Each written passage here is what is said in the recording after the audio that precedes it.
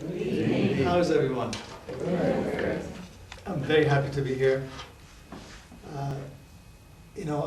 I've been associating with Unitarians and Universalists and Unity people and Sufis. And I come from a Baha'i background. Some of you may have heard about Baha'is, which brings it all together like Unity, very similar to Unity. So I'm excited. No, I think, it seems to me that Sufism is equivalent to Unity in Christianity and Sufism in Islam. There are very many similarities that you'll see as we go through some of the poems of Rumi. Sufism and Rumi are in effect equivalent of mysticism in Islam. And mysticism in many faiths is very similar. My understanding is the word mystic comes from the word mythos, which is a Latin word. Do you know what that means, the word mythos? Basically, from what I understand, keeping quiet, keeping silent, and closing your eyes, which is the meditative. So Sufis consider themselves people who want to be in a meditative state and who want to be close to God and who want to connect to God. And so this is basically the path of Sufism, like many other religions. But more important than that, the path of Sufism, very similar to Unity, is the path of harmony, the path of oneness. The path of there's one God, there's one race, which is the human race, and there's one religion, which has been revealed to man through time. Amen. Which I think is basically your concept and the concept of Baha'is. With some minor variations, and those variations, it seems to me, is because of our human limitation. The more we connect to God, the more those differences would dissipate. And we see ourselves connected to that master of the universe. I wanted to say a few words about the time frame of Rumi before I start reading and my friend Jahangir will start playing. Maybe Jahangir would like to come sit with us and start off with whatever instrument he has. The time frame was 13th century, Middle East. And the turmoil that you see today in the Middle East, that was basically the same kind of turmoil back then. Perhaps, except for what we see today, the past 20, 30 years, what's happening, this clash of old and new, the clash of prejudice and superstition and intolerance and division was also happening back then. But the actors back then, you may know, were Mongols and Genghis Khan from the east, and a little before that, Crusaders from the west. The Crusaders had come to purify the east from Muslims and Jews, and Genghis Khan and his gang were invading to own everything and make it their way. And their system was that they would attack different cities, and when they got close to the city, they gave people a choice. Either you surrender or else. So if they surrendered, they would ask all the leaders of the city and all the soldiers to lie down. That was actually the order. And they would chop off their head. Ooh. That was when they were gentle. And then they would let the rest of the population live. If not, if they did not surrender, they would burn the whole city. So that was the 13th century. Baghdad and the city of Ray and many other cities in the entire Middle East were basically obliterated. They were leveled to the ground, and millions of people were killed in that fashion. So I'm giving you that background to tell you the contrast of Rumi. Rumi came from that environment of hostility and hatred and all of that, and wanted to transform. And his effect was amazing that still continues until today.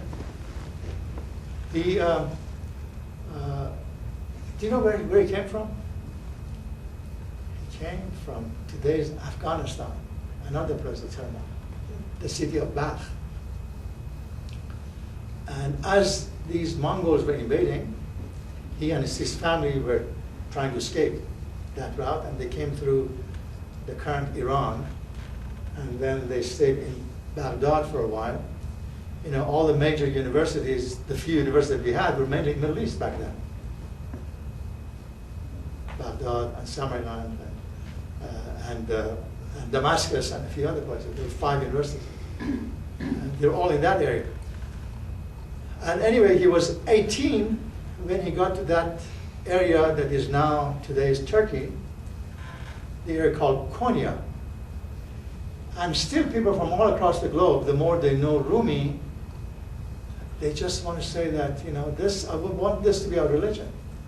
The religion of poetry and unity and harmony. Now, Rumi, in addition to being a poet, he was a philosopher, he was a scientist, and more so, he was an artist. He could tell us in an art form all these difficult mystical concepts. So, because when I read poetry, I'll just give you that little background. And that was an island of stability, Konya. Right after Crusaders' invasion, and still the Mongols were invading different areas. But that was an area of stability, and people were flooding, Jews and Christians and Muslims. And you will come across a word called Gabr. Have you heard of Gabr at all? Gabr is another word for Zoroastrian. And the Persians were primarily Zoroastrian. That's also among this family of religions. They basically have 3 main concepts, Zoroastrians. Good thoughts, good deeds, what's the third one? And good manners. He says, that's our religion. Good thoughts, good deeds, and good manners. The rest is secondary. And so they try to emphasize these 3 things in religion. And here, in that island of stability, was Rumi. And Rumi was, by then, was a philosopher, was a teacher, and he had a congregation. Now, I have to tell you this story too before I start reading the poems. That he was quite a confident professor back then. And what he did, he was giving his lectures. He was very confident of himself. And one day he saw somebody who was sitting there who looked like a beggar, with worn-out clothes and sitting back there in the corner. And there were hundreds of students who were there, and he was lecturing. So at the lecture, he saw that man in the corner who was there for the first time. He went to him and he says, what did you think of my lecture? And he said, not much. And he said, what do you mean, what not? I didn't think much of it. Why not? He says, should I tell you?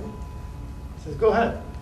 He says, you were arrogant, you were too full of yourself, or too confident you think you are, and all that. Calm down, slow down. Listen to your heart. Don't think so much through your head only. He said these things. Rumi had not said a poem until then. He was 37.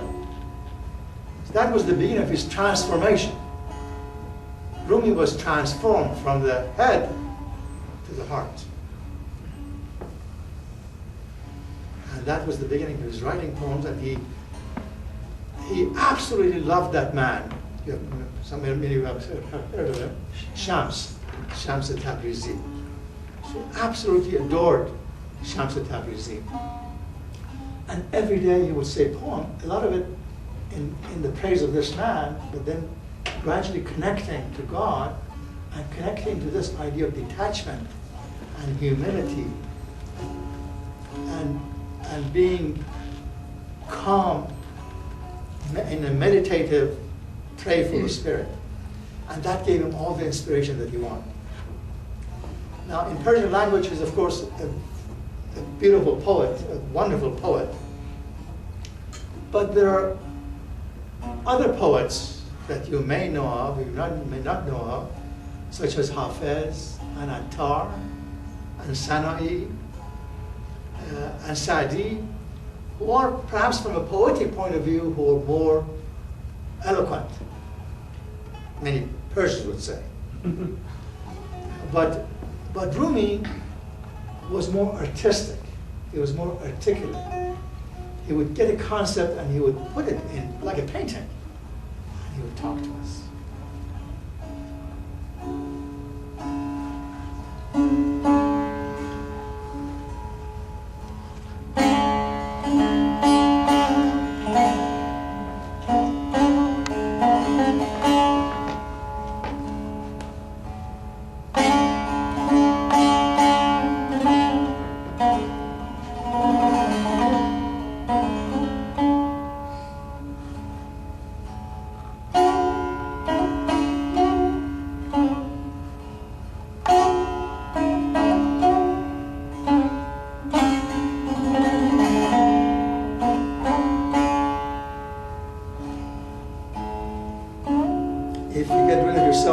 Once, the secret of secrets would open to you. The face of the unknown hidden behind the universe would appear in the mirror of your perception.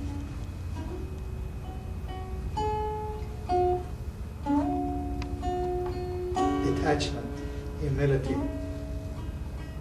not being arrogant. That's the beginning of knowing God. That's the beginning of seeing God in ourselves. You know, Rumi was introduced to the West by Edward Brown. Has anyone heard of Professor Edward Brown? In 1880s, when this scholar from England came to the Middle East, and primarily to Iran, for one major purpose: to understand what these Baha'is are. That was more or less the beginning of the Baha'i Faith, more or less concurrent with the appearance of unity in the West. So that's why we are sisters and brothers in terms of that connection of Baha'is and unity movement. And in that process, he came across Rumi and Sufism and fell in love with that too.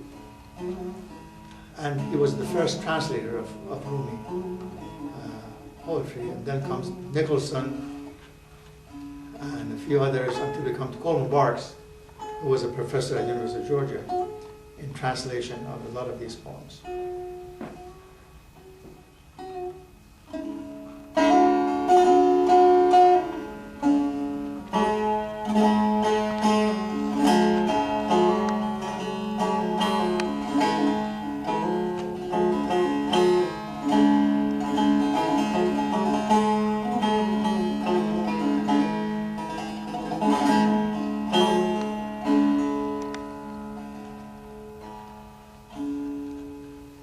A lot of these poems we read, and there's a lot of love in it, and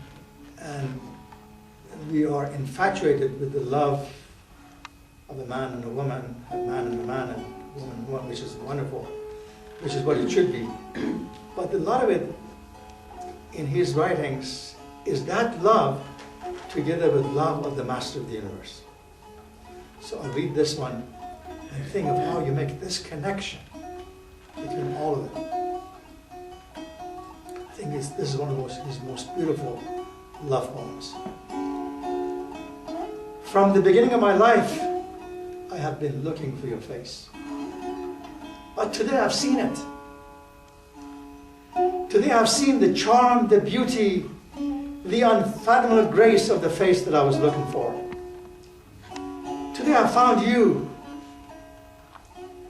And those who laughed and scorned me yesterday are sorry that they were not looking as I did.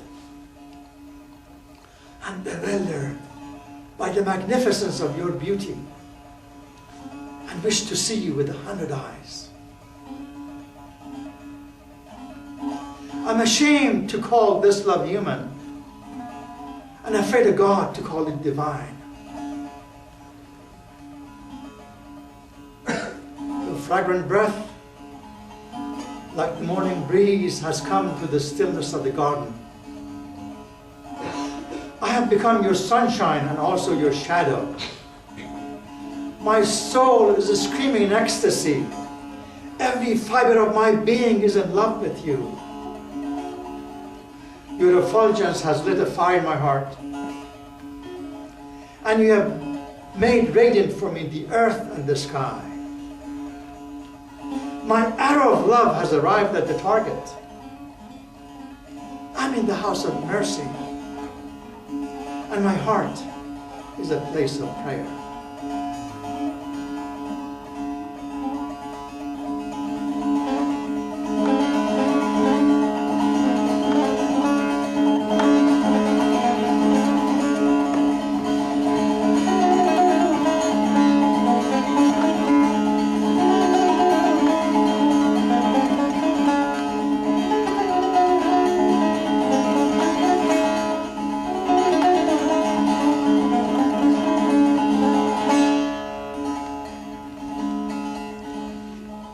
Congregation gradually became 10,000 people.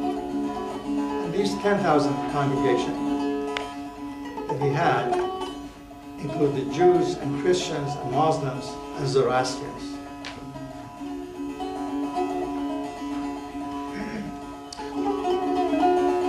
So he was trying to redefine the concept of religion, our vision of God, and our vision of how these religions are intertwined.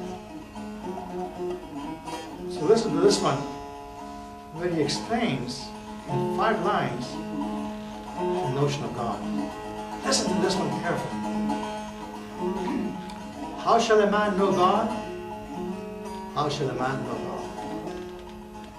Not by senses, for he is immaterial.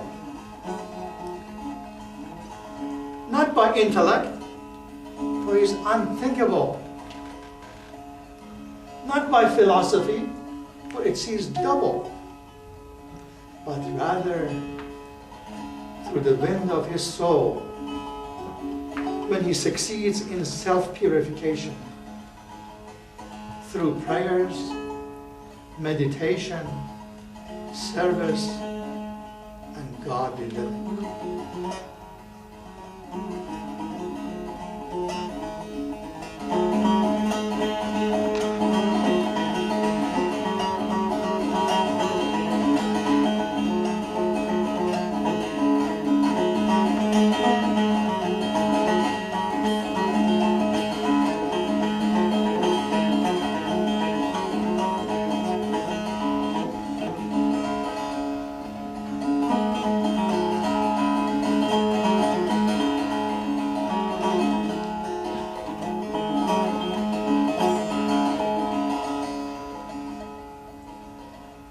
For this congregation of Jews and Muslims and Zoroastrians and Christians, was trying to bring them all together. And he said, "What is to be done, O people? For I do not recognize myself. I'm neither Christian or Jew, nor Gab nor Muslim." He was trying to bring all these fighting nations together. I'm not of the East or of the West, nor of the land, nor of the sea. I'm not of nature's mint, nor of the circling heavens. I'm not of India, nor of China, nor of Bulgaria, nor of Samarkand. I'm not of the kingdom of Iraq, nor of the country of Khorasan. My place is the placeless. My trace is the traceless. It's neither body or soul, for I belong to the soul of the beloved. I have put duality aside. I have seen that the two worlds are one. One I seek, one I know, one I see, one I call.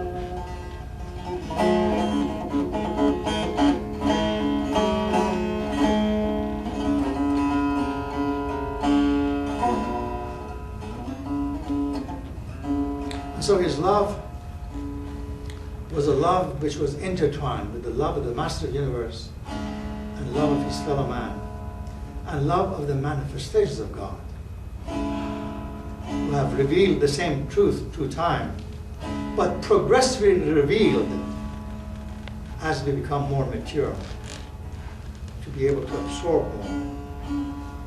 And that, by the way, is the main concept of Baha'is, progressive revelations. It's the same God that reveals more of himself to us as we can understand more.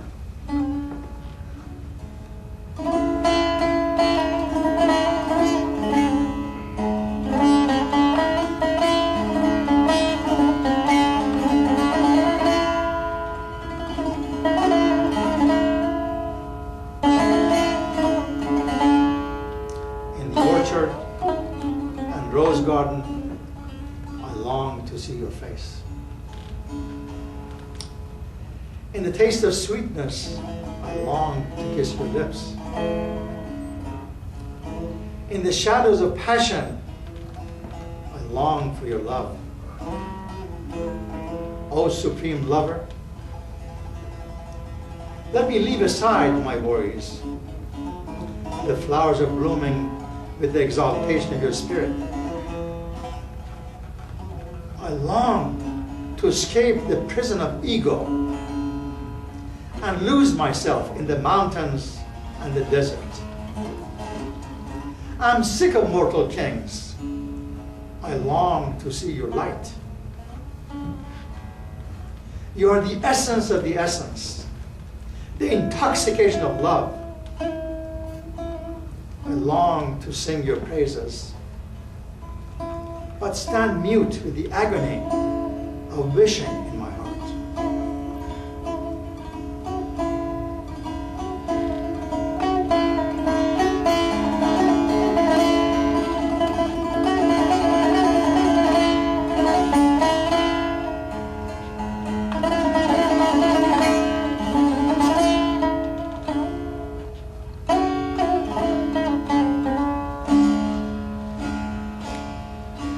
I said that, Rumi was, in addition to being a philosopher and a poet, he was an artist. And that's what he says in one of his poems. He said, in your light, in the light of this oneness, the light of knowing God, in your light, I learn how to love.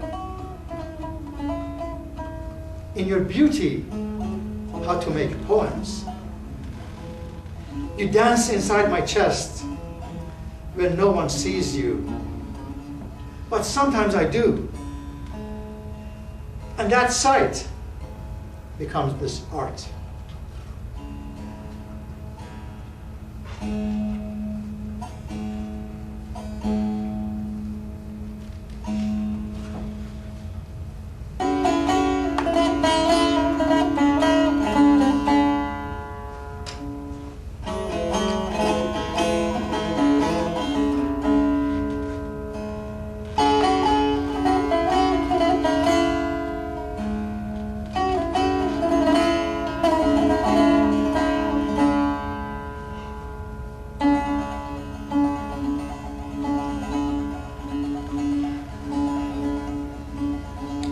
While it was 19th century, I think it was, when Charles Darwin discovered what?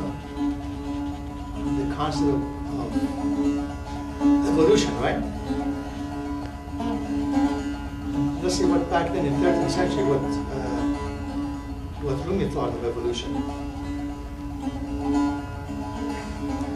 He thought that according to the will of the organism, to the will of organism to live, and then the organism brings life to a higher state. Well, listen to his words, see how he has explained it. See what you think. The story of evolution in the 13th century. He says, I died as a mineral and became plant.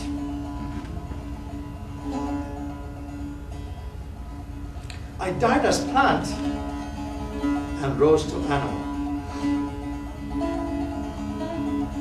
I died as animal and I was a man. Why should I fear? When was I less by dying? Yet once more I shall die as man, to soar with angels blessed. But even from angelhood, I must pass on. All except God doth perish. When I have sacrificed my angel soul, I shall become what no mind ever conceived. Oh, let me not exist, for non-existence proclaims in organ tones, to him we shall return. Listen, that concept of everything is from God, and to God we shall return. What Baha'u'llah, the founder of Baha'i Faith, explains in one of his works called The Seven Valleys, that we go in this life through 7 stages. If you're aware of it, we start with search and love, and he goes through all these valleys. But the last valley is the valley of absolute nothingness. When you become like a speck of dust, like a drop of water in the ocean of his mercy.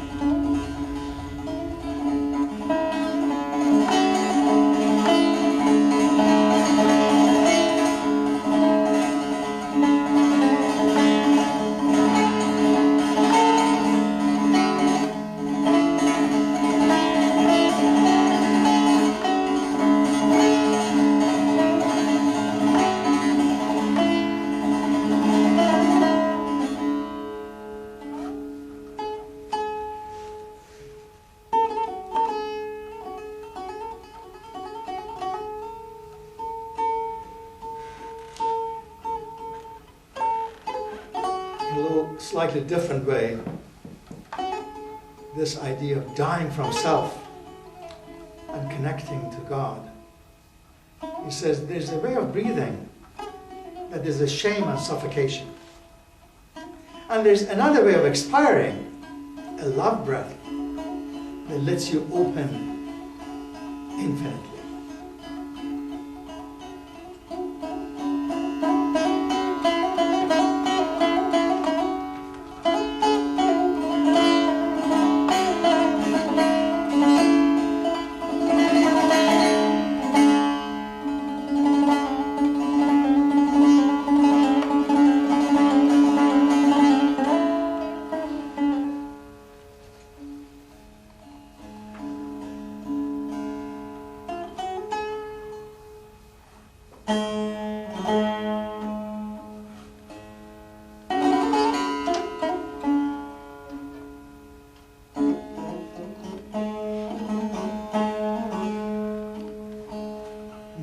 Is burning with the joy of the unknown. My heart is expanding 1,000-fold. Every cell taking wings flies about the world. All seek separately the many faces of my beloved. From the Baha'i perspective, God is the unknowable essence. But we can know him through virtues of compassion, of justice, of purity, of nobility. And we can see this in ourselves. So when that happens, we see God in one another, and there'll be peace on earth as it is in heaven. as Jesus has told us. We cannot and we should not wait for him to come on the clouds, but we should internalize these teachings, now put in poetry in this format, and then there'll be peace on earth.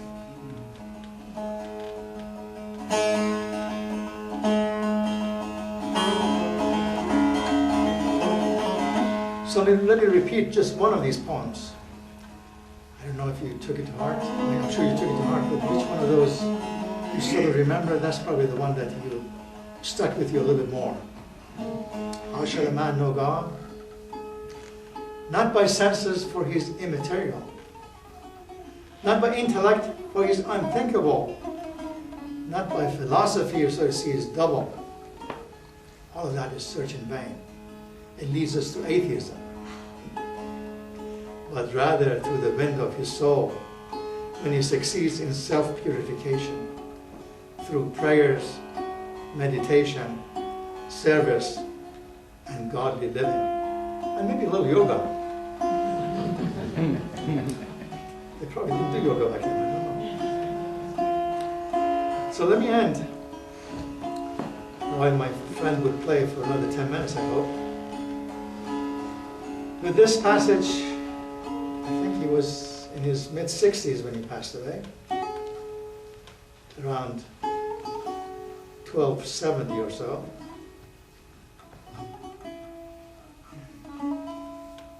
And he says, when you see my funeral, don't say what a separation. It is time for me to visit and meet the beloved. Since you have seen my descent, then do see my rising. Why complain about the setting of the moon and the sun? Which seed that went under the earth failed to grow up again?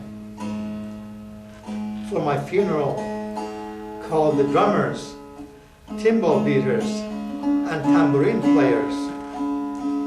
March toward my grave, dancing, thus happy, gay, intoxicated, with hands clapping, so that people would know that the friends of God go happy and smiling toward the place of meeting.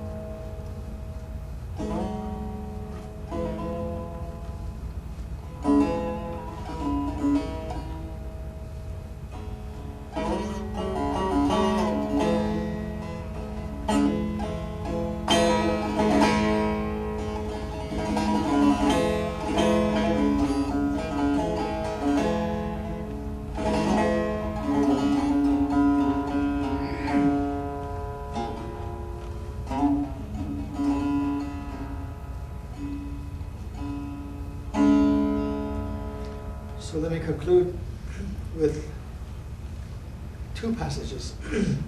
One, everything we read.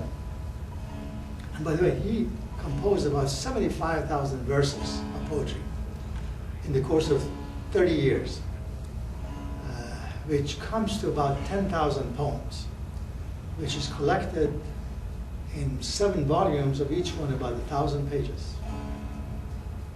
That's the amount of inspiration that he got. All of them about different aspects of love, but in this beautiful tapestry of art. With all that said, he says the ultimate achievement of my life is summed up in 3 phrases. I'll say this in Persian also.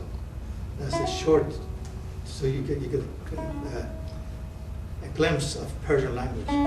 He says, "Hausel umram se sukhan bish nist. Kham budam, pukhte shudam, sukh." The ultimate result of my life is summed up in this. I was raw, I matured, I was annihilated. Became nothing. And you may become nothing, you join the master of the universe. And let me then also say something also from my heart. A passage from the writings of Baha'u'llah, the founder of the Baha'i Faith, who, by the way, in the 19th century, he was put in prison and banishment in 1852 and spent the rest of his life in exile, banishment, and imprisonment until he died in 1892 in Akka, today's Israel. With a lot of suffering and torture and all that. And he says, "You're all the fruits of one tree. You're all the fruits and branches of one tree. You're the flowers of one garden. This span of the earth is one country and mankind its citizens."